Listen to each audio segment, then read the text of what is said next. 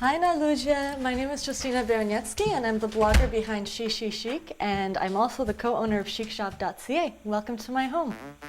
Come on, Frank.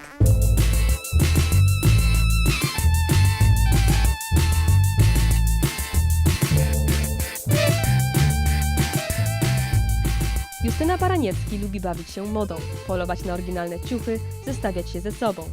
Jako szafiarka zdjęcia swoich stylizacji zamieszcza na swoim blogu. Również rozszerza kolekcję, prowadząc butik internetowy chicshop.ca. Oprócz tego pisze jako felietonistka mody do stołecznego dziennika Ottawa Citizen. Można by powiedzieć, że szafa Justyny to jej wirtualny kufer. Justyna, thank you so much for joining us here from Ottawa in Toronto. Now, what you have at home is it's basically a dream for every woman. A closet, which is actually a room.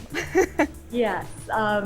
Well, when we first moved into the house, we have a large closet that kind of goes against the entire back wall, and that kind of fit my socks, and that's about it. So I was living out of these giant Tupperware bins, and after a couple of weeks, Jeremy, my business partner and fiance, we both just agreed that it's time to get industrial strength rolling racks and convert one of the rooms into a closet. Come on, Franklin, let's go. No? Okay. Welcome to my closet. So I've been a vintage collector for a number of years, and today I'm going to share with you some of my favorite pieces. Some of them are vintage, some of them are new, but they're things that I've been collecting for a number of years. So this one right here, and I've put it on the hanger inside out. Or have I? It's kind of a complicated piece.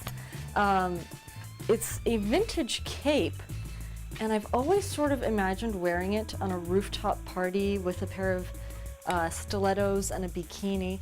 Just 1 second, let me adjust it. Aha, like that. And it has this great sparkly belt to it, but I have yet to find a rooftop patio in Ottawa with a pool. So can you tell me a little bit, going back, how you actually became interested in fashion? Just started at a young age. I just really liked playing dress up, and I guess when we moved to Canada, like most new immigrant families, we didn't have a lot of money to spend on extras like clothes. So my mom would always take me thrift shopping, and I kind of learned to make do with thrift clothes, and that's how my love of vintage grew. So another one of the things that I really collect are shoes. I'm a bit of a shoe fanatic. I don't think my fiance was aware as to how many shoes I had until I kind of displayed them all like this. And the bigger the heel, the better for me. One of my favorite pairs, the Jessica Simpson Danny shoe. I can't wear this in public with him because he would be a dwarf next to me. Although technically me in heels, a lot of people are shorter. And finally, la pièce de résistance. This is my Chanel cocktail dress. I found it at a flea market, so I don't know if it's genuine or not, but it seems quite genuine. The detailing on it is incredible. So is the tailoring and the fabric too. It's a cashmere blend. And again, if you could just feel it, it makes such a difference in clothes to have that kind of craftsmanship to it and the quality of fabrics. It's unlike anything else. So right now what we're doing is you're watching me take some pictures for the blog, and normally I do this outside. I prefer natural landscape. It makes the pictures a little bit more interesting. But it is January in Ottawa, so we're at -30 right now, or at least to me it feels like we're -30. So we'll be taking some inside. I would say I spend about half an hour every other day on it. That's amazing. That would take me a lot longer, I have to admit. I try not to, pick things out for the purpose of shooting. I get dressed every single day. That's, it's part of being a human being. You have to wear clothes. And if on a particular day I enjoy what I'm wearing more than usual, then I'll take a picture of it. But I don't really get dressed for taking pictures. I think if I tried to do that, it would take a lot longer. And I've got about 10 seconds to run and pose. So with this vintage piece, I really just want to show off how light and airy it is, and obviously want to show off the leather leggings that I've got underneath.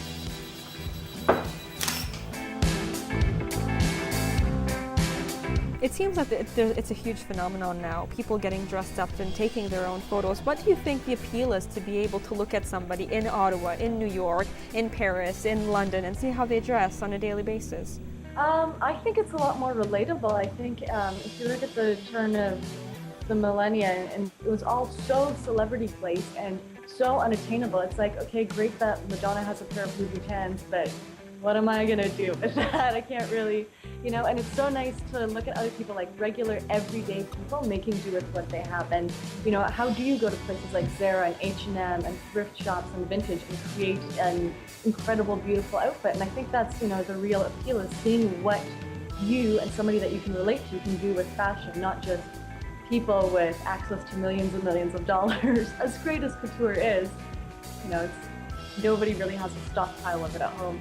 I'm really influenced by my grandmother, my mother, my aunts, like all of my family in Poland, and I think a lot of Polish women can agree to that Polish women just dress up a lot more than people in North America. Not to offend anyone, but I always noticed that if my grandmother was to get vegetables, she would always wear, a lovely little dress or a lovely little skirt or something. It wasn't just, dirty jeans and a t-shirt. There was always an air of elegance about her, and the same with my mom and my aunt. So I think that kind of describes my style a little bit. Like, I'm a little bit more dressed up than I should be. So this is the storage room for chicshop.ca, and I guess the idea behind it was that I started blogging about a year ago, and the interest in it has been incredible. I'm overwhelmed with how people are responding to it, and my fiance and I decided that we just want to take my love for vintage and our love for good design to the next level. So we opened up chicshop.ca. You have both vintage and new items on your site, and in terms of the vintage side, I imagine it is becoming more and more difficult to find vintage items that are of good quality. To find good vintage, it is a challenge. There's a lot of crap out there, as everybody knows. It's hard to find a piece that's in perfect condition and wearable, and still modern enough where you can get away wearing it today, and it doesn't look like a costume.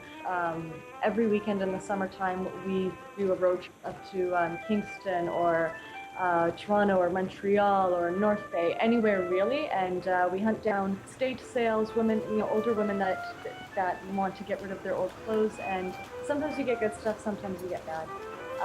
And also I go to California about twice a year or so. My parents live out there, and there's a lot of vintage to be found there as well, so I try and bring back as much as I can. Welcome to the Antique Market. This is my favorite place to shop in Ottawa. I've been coming here for almost 10 years. When I first moved here to go to Carleton University, my bus ended up stopping early, and I stopped right in front of here, and it's like a match made in heaven. I like to say it's destiny.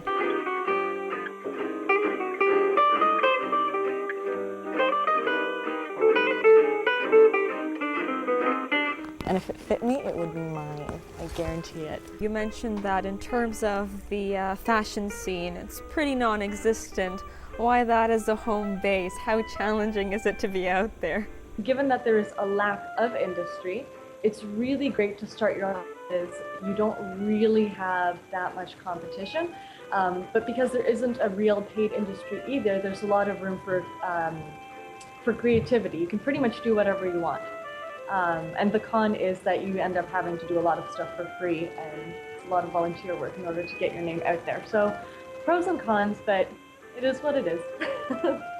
Now this booth here is Logan Antiques, and if I had $1 million, I would spend it here. They have some of the most incredible one-of-a-kind jewelry pieces. A lot of the jewelry in my collection is from Logan Antiques, and I pretty much refer everybody I know to them just because they're so incredibly beautiful, and it's stuff that you won't find anywhere else. Any other fashion tips?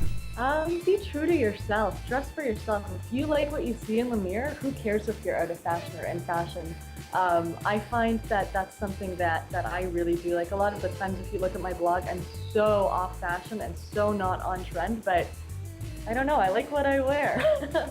I know leopard print is really big this year, but I've been wearing leopard print for 10 years now, and next year it's going to be out of style, and I'm still going to be wearing it because I love leopard print. Just be true to yourself and wear what you like. Who cares about fashion and what fashion people think?